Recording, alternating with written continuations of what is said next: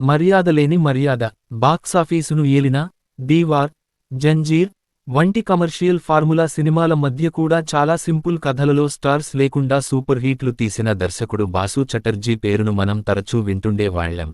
దర్శకుడుగా ఆయన ఆ రోజుల్లో మిగతావారికి భిన్నంగా ఉంటూ super hit చిత్రాలైన Rajnigandha, చోటీ see bath, చిత్ చోర్ వంటి సినిమాలు తీశారు. నామట్టుకు నేనే చిత్ చోర్ చిత్రాన్ని 7 సార్లు చూశానని గుర్తుంది. హైదరాబాదు రామకృష్ణ థియేటర్లో ఆ కథనంలో సింప్లిసిటీని నేర్చుకున్నాను. అదే నాకు రంగీలా చిత్రానికి గైడ్గా పనిచేసింది. 20 ఏళ్ల తర్వాత నేను ముంబాయిలోని నా ఆఫీసులో ఉండగా రిసెప్షనిస్ట్ వచ్చి, ఎవరో బాసు చటర్జీ అట, మిమ్మల్ని కలవాలని వచ్చారు అన్నాడు. నేనతన్ని ఎవరాయనా అని అడిగాను. దర్శకుడినని చెబుతున్నాడు సార్ అని చెప్పాడు. ఆయనెందుకు మా ఆఫీసుకొచ్చారని షాకయ్యాను. నిజానికి ఆయనెలా ఉంటారో నాకు తెలీదు. చిన్న ఫోటో చూశానంతే. నేను రిసెప్షన్ దాకా వెళ్ళి ఆయన్ని నా గదిలోకి తీసుకొచ్చాను. ఎందుకొచ్చారని ఆలోచిస్తూనే కాఫీ ఇచ్చాను. హైదరాబాద్లోని రామకృష్ణ థియేటర్లో ఆయన సినిమాలు చూడ్డానికి టికెట్ల కోసం క్యూలో ఎలా నిలబడేవాణ్ణే చెప్పటంతో ఆయన నేనెన్నో ఇంటర్వ్యూల్లో ఆ సంగతి చెప్పాను కనుక తనకు తెలుసని సంతోషంగా అన్నారాయన.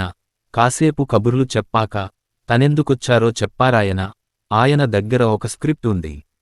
నిర్మాత ఉన్నాడు. అందులో నటించేందుకు మనోజ్ బాజ్పాయిని సంప్రదిద్దామని ఆయనెంత ప్రయత్నించినా కుదరటం లేదని అతన్ని కలిసేందుకు నా సాయం కావాలని అడిగారు.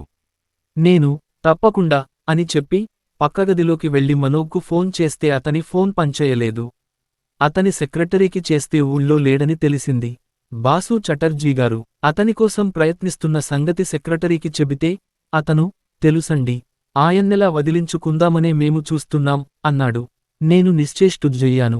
కాని ఆ మాటలు సెక్రటరీవే కాని మనోజ్వి కావని అతన్ని తెలిసిన వ్యక్తిగా భావించాను. చివరికి ఆయన చిత్రంలో చేయటానికి మనోజు ఇష్టం లేదని అర్థమైంది. బయటికి వచ్చి బాసూజీతో, మనోజు ఊళ్ళో లేడు, అతనితో మాట్లాడి చెపుతాను అన్నాను. మరికాసేపు మాట్లాడి ఆయన వెళ్ళిపోయారు.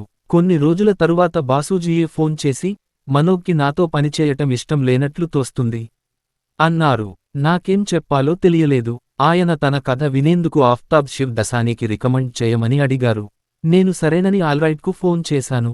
ఆ ఫ్లాట్, బాసు చటర్జీగారు నిన్ను కలవాలనుకుంటున్నారు అంటే ఎవరాయనా అని అడిగాడు. ఆఫ్తాబ్ చిన్నవాడు. 3 దశాబ్దాలు పెద్దయిన బాసూజీ గారిని గురించి తెలియకపోయి ఉండవచ్చు కనుక నాకతని ప్రశ్న ఇబ్బంది కలిగించలేదు. చిత్ చోర్ వంటి సూపర్ హిట్ చిత్రాల దర్శకుడని వివరిస్తూ చెప్పాను. అప్పుడు మాట సరే గాని ఇప్పుడేం చేస్తున్నారు అని అడిగాడు. చూడు ఆ ఫ్లాట్, ఆయనేం చేస్తున్నాడో ఏం చేయబోతున్నాడో నాకు తెలియదు. గౌరవనీయుడైన సీనియర్ గనుక ఆయన్ని కలిసి కథ విను అన్నాను. ఓకే సార్, ఆయనకు నా నంబరు ఇవ్వండి అన్నాడు ఆఫ్తాబ్. తేలికపడ్డ మనసుతో అతని నంబరు బాసూజీకిచ్చి నా పనిలో పడిపోయాను. 2 రోజుల తరువాత బాసూజీ ఫోన్ చేసి కృతజ్ఞతలు చెప్పారు. నేనాయనతో, ఆఫ్తాబ్ వచ్చి కథ విన్నాదా సార్ అని అడిగాను. లేదు, టైం లేదని అతను తన సెక్రటరీని పంపాడు అన్నారాయన. ఒక ఫ్రీజ్ ఇచ్చి, పోనీ సెక్రటరీ కథ విన్నాడా సార్ అని అడిగాను. ఆయన, లేదు, 10 నిమిషాలు విన్న తరువాత అర్జెంటుగా పని ఉందని వెళ్ళిపోయాడు. ఏమైనా నాకోసం ప్రయత్నించినందుకు థాంక్స్ అంటూ ఫోన్ పెట్టేశారు. ఆయన కంఠం వినటం అదే ఆఖరుసారి. ఆ తరువాత ఆయన పేరు కూడా వినలేదు. ఇప్పుడైతే ఆయన పట్ల మర్యాదలేని మర్యాదతో ప్రవర్తించిన సంగతి కూడా నాకు లీలగానే తప్ప గుర్తులేదు.